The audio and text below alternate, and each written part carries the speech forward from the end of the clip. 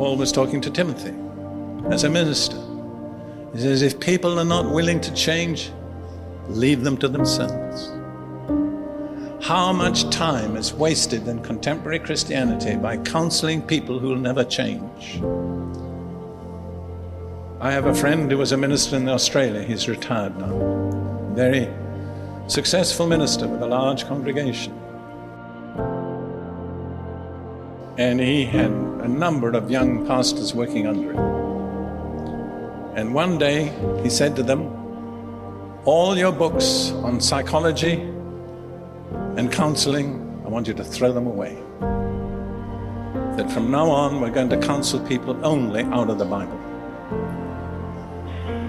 And then a couple came to him whom he had been counseling for several years with marriage problems.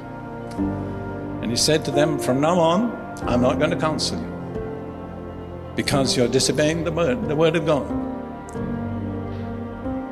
He said to the husband, the Bible says love your wife. You don't love your wife. He said to the wife, the Bible says be subject to your husband. You're not subject to your husband. So he said, I'm not going to deal with you until you will obey the word of God. I have no more time for it. What a lot of time he saved himself. I mean, I've spent hours in counseling in the past. I've counseled many people who wanted deliverance from demons. But I learned to say something.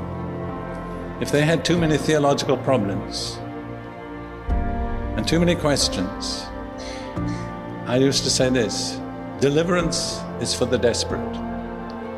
You're not desperate. Come back when you are. So I believe that's all part of what Paul said to Timothy. Leave them alone.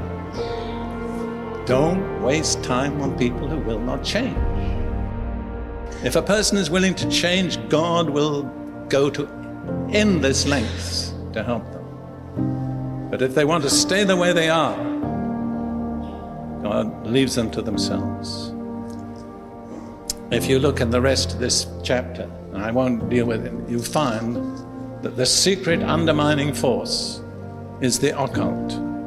Well, we look just quickly in verse 8.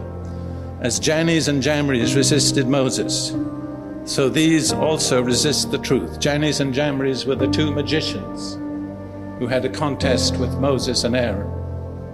That's the first witches' coven mentioned in the Bible. It's the magicians of Egypt in Exodus chapter 4. But behind the corruption of human nature is the subtle, deceiving, corrupting influence of the occult.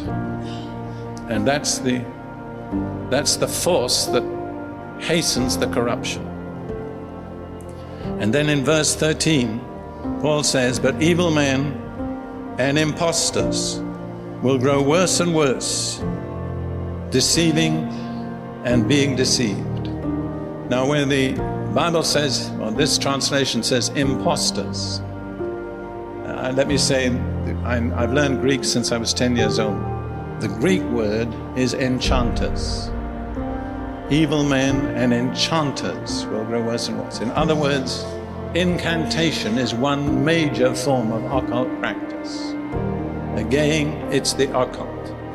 And I have come to the place in my own view where if there are prolonged problems that cannot be resolved in a church or in a life or in a home, somewhere behind it is the occult. And you will not really resolve those problems until you get to that root.